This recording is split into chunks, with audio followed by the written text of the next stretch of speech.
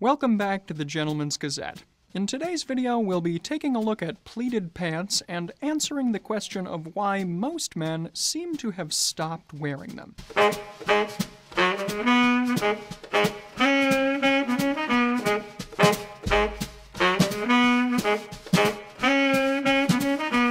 One of the cornerstones of classic menswear is a pair of pleated pants, or pleated trousers if you're across the pond. If we're gonna wipe away all traces of our colonial background and blend in with British culture, we need to walk the walk and we need to talk the talk. Fine, how do you do it? Would you like a spot of tea? You. Yes! Draw it out more. Whether they're worn as part of a suit or as a separate piece of clothing, there's no denying the mix of comfort and timeless elegance that one gets when wearing a pair of pants like these. That being said, pleated pants are increasingly difficult to find these days, so we thought it was high time to get out our sartorial spyglass and look into why this is the case. But before we get any further into our examination here today, we'll also note that today's video is part of our Why Did Men Stop Wearing series, the playlist of which you can find here. So, to begin today's analysis, we first have to answer the broader question of just what pleated pants are. In simplest terms, pleats are gathered folds of cloth where the Z-shaped fold is pressed and sewn into a garment to control the volume of fabric, provide shape to the garment, and allow for a greater range of movement. Pleats can be found on all different types of clothing, including jackets, overcoats, shirts, skirts, or kilts, and of course, pants. Some trouser pleats are sewn directly into the waistband, and other trouser styles, like those with a Hollywood waist, forego the separate waistband altogether. Additionally, trouser pleats can be made to face inward as forward pleats, or outward as reverse pleats. In addition to allowing for greater range of movement in the leg of the trouser, they also shape the trouser leg and allow the fabric to drape more attractively. And of course, the alternative to pleated pants is the flat-fronted trouser, which is pretty self-explanatory. With that out of the way, in order to understand where pleats went, we have to know first where they came from. You could, of course, be forgiven for thinking that traditional trousers have always borne some kind of pleat, but in fact, this isn't the case. Indeed, through most of history, trousers were predominantly flat-fronted. Even the famously large Oxford bags of the 1920s and 30s were flat-fronted most of the time. And while pleats as we know them today did come about in the 1920s, there was also a fad for pleat-like styles 100 years earlier in the 1820s. The Regency era, specifically from about 1811 to 1820 or so, saw the popularization of longer trouser legs as compared to the breeches that had come before them. These longer trousers were cut close to the body and were held up by suspenders or braces. But as these trouser styles began to widen around the leg, that opened the door to the fashion fad known as the Cossack trouser, which featured many pleats at the front of the trousers, similar to a too-tight drawstring on a pair of pajama pants. While these trousers didn't fit as tightly as the previous breeches did, they were secured to the shoes with stirrups or straps. This meant that the trouser leg had to taper as it made its way down to the ankle, giving the ensemble a sort of chicken leg look that was frequently lampooned by cartoonists of the time. After this fad died out, though, and as men continued to wear long trousers throughout the Victorian era, they would experience bagging and stretching around the knee that looked unsightly. To combat this, trouser stretching and creasing services were offered, and by the 1880s, men were stretching and creasing their trousers themselves with at-home devices. Irons could also accomplish this task, and this method of pressing or creasing trousers has stuck around to this day. An alternative form of trouser around this time was the knickerbocker, which were short trousers that stopped just below the knee. Coming into fashion around the 1860s, they were at first used mostly for sporting events, and while they were flat-fronted around the waist, they did feature darts at the bottom to keep a close fit around the knee. By the 1920s, knickerbockers would evolve into +4s, named so because of the length that they extended past the knee, +4 inches or so. And the main difference in this evolution was the inclusion of darts or pleats at not only the knee, but also at the waist for added comfort and range of motion. These were typically reserved purely for country or casual wear, and the Prince of Wales, Edward VIII, ever the fashion plate, wore a pair on a trip to America in 1924.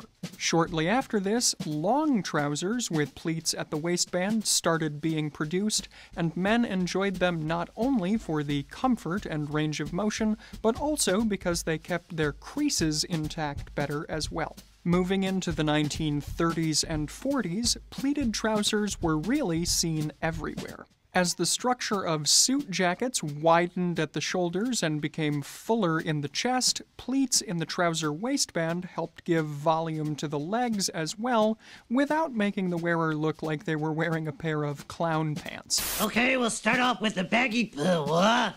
Those are supposed to be baggy pants! Baggy!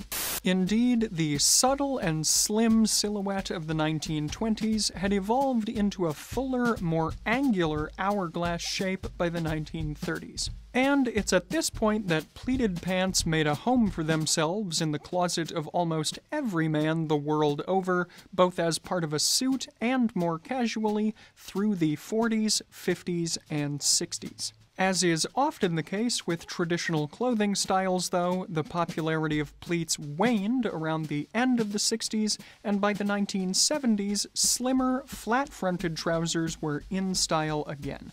But of course, the 1980s was greatly influenced by the golden age of menswear, and so pleats made a return in both casual wear and business and formal wear. The 80s, though, represented the last period of true mainstream appeal for pleats, so it's at this point in our historical overview that we finally get to our main question of the day: why did men stop wearing them? We've found 6 compelling reasons why we believe the pleated trouser has lost its luster, and for our first reason, we'll zero in on the pleat itself, as that's sort of integral to the video. This first reason, then, is that pleats can be unflattering if they're cut poorly. In other words, a pleat has to be cut and sewn well in order to be maximally functional and aesthetically pleasing. On flat-fronted trousers, the center crease of each leg dissipates the closer it gets to the waistband. This can speed up the process of the crease flattening out as it works its way down the leg, and with no clear guide, it can be harder to repress this crease each time. Meanwhile, with a pleat at the top of your trousers, not only do you have a clearer guide for pressing this crease, but the extra fabric will also ensure that it stays in for a longer period of time.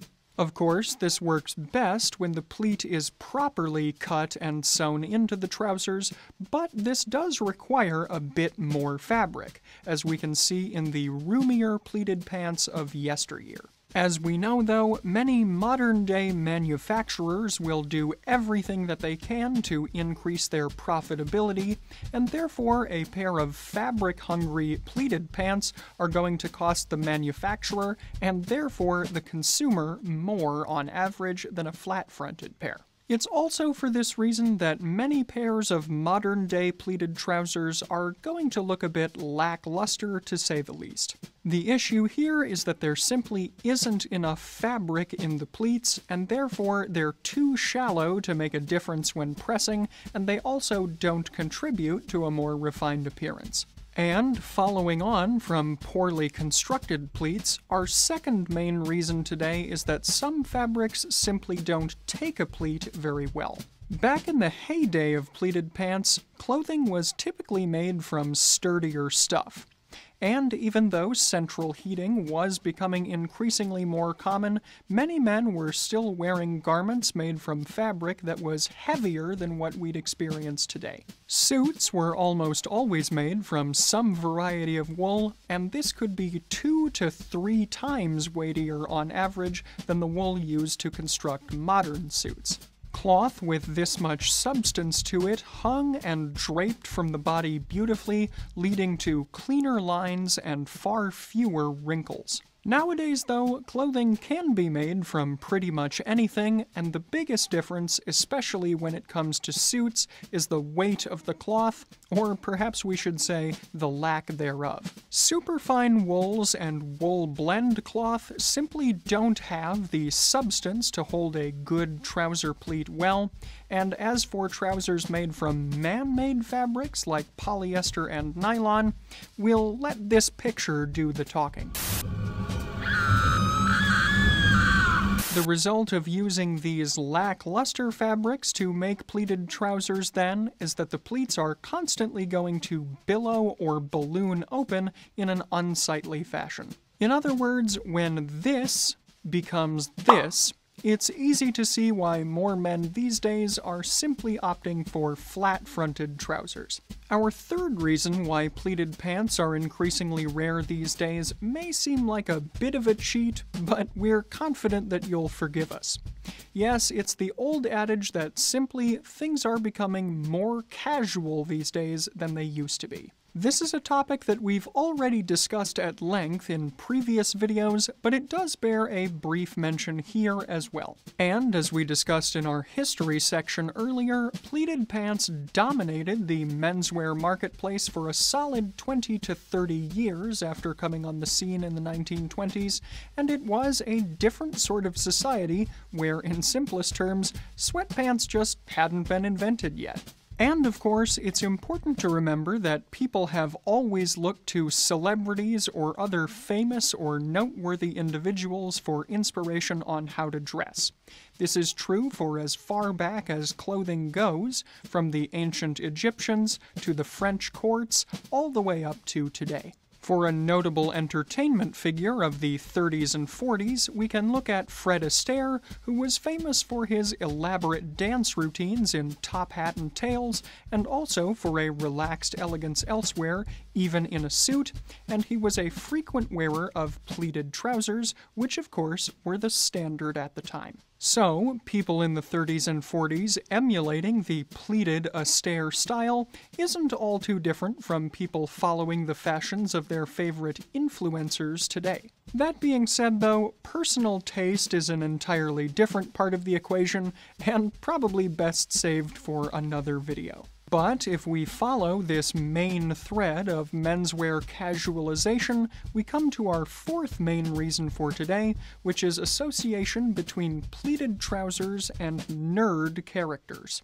It's an unfortunate fact of life that fun is often had at the expense of those who don't conform to society's ideas of what is popular or indeed what is masculine. And as clothing casualized in the 1980s and 1990s, fun was had at the expense of the, well, over to you, Homer.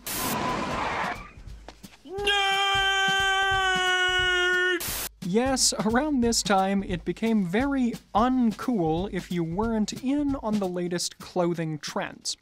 This was in direct contrast to previous decades, which had a uniform of sorts that consisted of shirt, jacket, trousers, waistcoat, and so on. But as denim, sneakers, and bold t-shirts were making waves in the world of fashion in the 80s and 90s, it became increasingly obvious if you weren't in on these trends. So, those who were sticking to the older, more conservative styles came to embody the nerd archetype. For evidence here, you can think of characters like Steve Urkel, George McFly, or perhaps even Chandler Bing. In all these cases, you can see how the clothing of the characters has been chosen to emphasize the fact that they aren't cool. Essentially, it's a sad fact that pleated trousers came to be a mainstay of this type of character, often in an unflattering fit or a loud or tacky color or pattern to reinforce their status as a social outcast.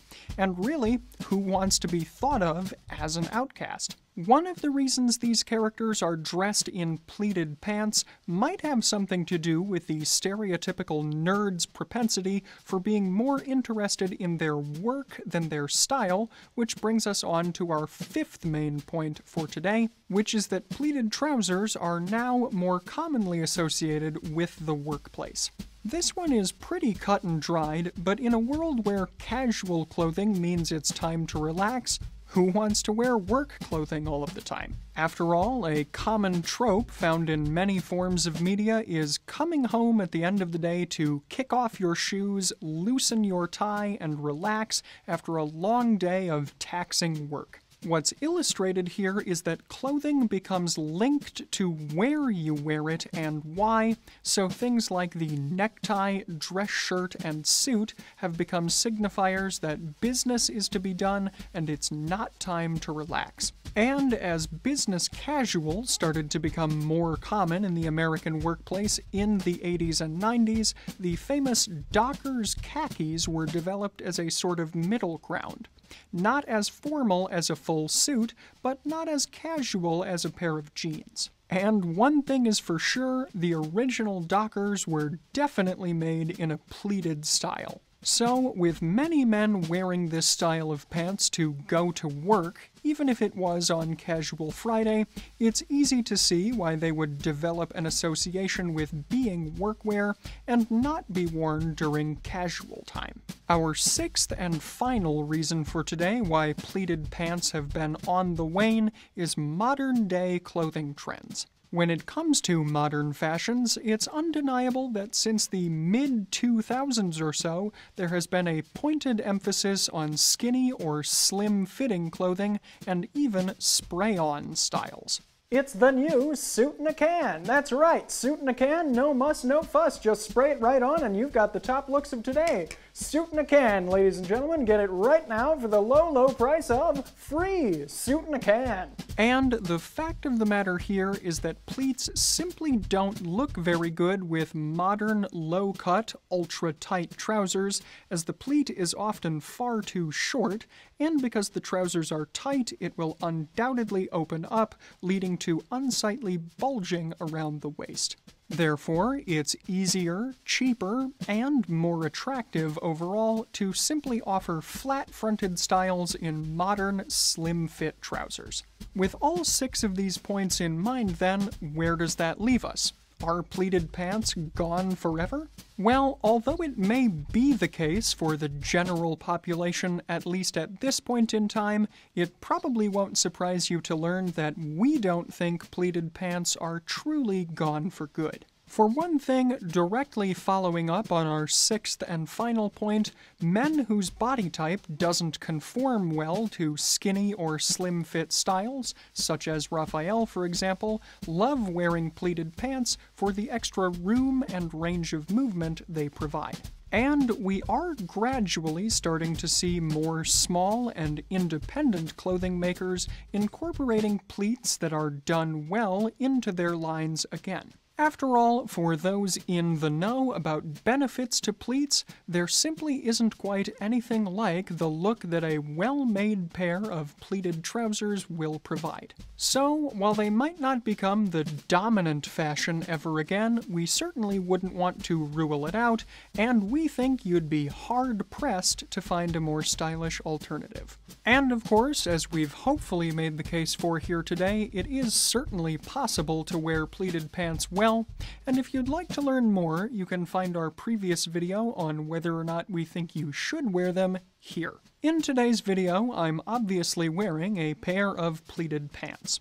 While I could have gone with a full suit that incorporated pleats in the trousers, I decided to go for a more casual overall look today. Therefore, my trousers today are khakis made from a more modern, lightweight fabric.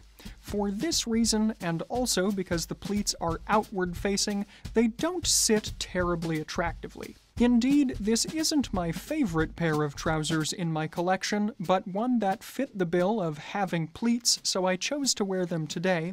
Still, I would like to incorporate more trousers with inward-facing pleats and heavier weight fabrics into my collection in the future.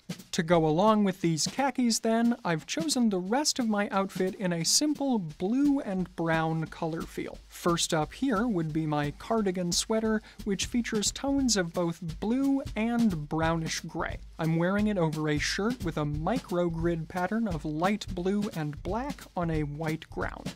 Meanwhile, also fitting the color feel and the casual tone, my shoes are a pair of tobacco brown suede loafers from Scaroso. My simple tan belt also harmonizes with my shoes, but it's not really meant to be seen under the sweater. The remaining elements of my outfit today are from Fort Belvedere, and these are our two-toned shadow striped socks in brown and light blue, and our brown knit tie with light blue stripes. Of course, you can find both the socks and the tie that I'm wearing in today's video, in addition to a wide array of other classic men's accessories in the Fort Belvedere shop here.